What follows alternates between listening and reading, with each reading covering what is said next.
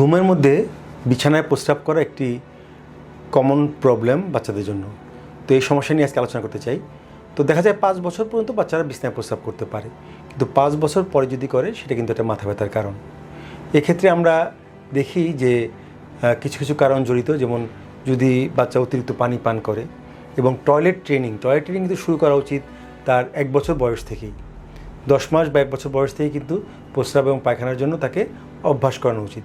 কিন্তু যদি বেশিরভাগ ক্ষেত্রে কোনো কারণ জানা যায় না, কিন্তু অনেক সময় দেখা বংশগত থাকতে পারে, কোষ্ঠকাঠিন্য, মানসিক যদি বেশি বাচ্চা যদি ভয় পায় বা যদি নিরাপত্তাহীনতায় ভুগে, তাহলে কিন্তু এরকম হতে পারে।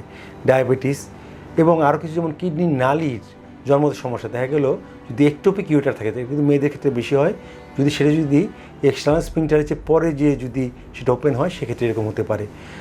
স্নায়ু বৈকল্য, প্রস্রাবের প্রদাহ, তারপরে মূত্রনালীতে বাধা বা মৃগী রোগ, এইসব হলে কিন্তু বা হরমোনের ভারসাম্য হলেও কিন্তু সমস্যা হতে পারে। আর এক্ষেত্রে সঠিক ইতিহাস নিতে হবে এবং বাচ্চা কতটুকু পানি পান করে সেটাও দেখতে হবে। এবং পরীক্ষা নিরীক্ষার ভিতরে আমরা প্রস্রাব পরীক্ষা করব, তাকে রুটিন এক্সামিনেশন করব যে কোনো সুগার যাচ্ছে কিনা এবং ইনফেকশন আছে কিনা।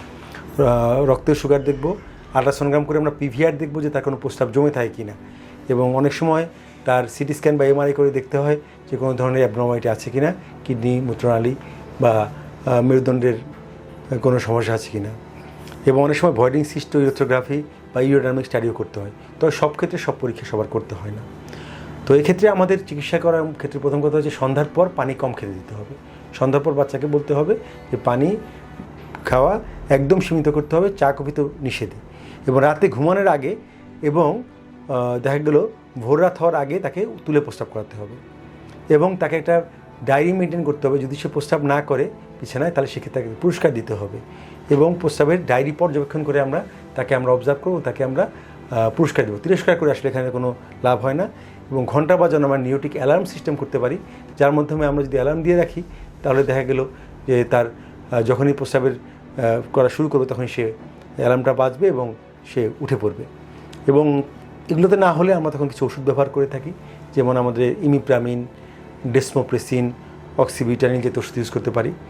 এবং অনেক সময় দেখা গেল যে কোনো কনজেনিটাল সমস্যা যদি থাকে, মূত্রনালীর জন্মগত ত্রুটি বা হার্টে কোনো ধরনের সমস্যা যদি থাকে, যদি ফুটো থাকে বা হার্ট ফেলিউর থাকে, সেক্ষেত্রে সেগুলো চিকিৎসা করতে হবে। কাজেই প্রস্রাবের রাত্রে প্রস্রাব হওয়ার যে চিকিৎসা, সেগুলো ইউরোলজিস্টের শরণাপন্ন হলে আপনি একটা সঠিক দিক নির্দেশনা পাবেন এবং উনি আপনাকে একটা ভালো পরামর্শ দেবেন। কাজে এরকম সমস্যা হলে ইউরোলজিস্টের শরণাপন্ন হন।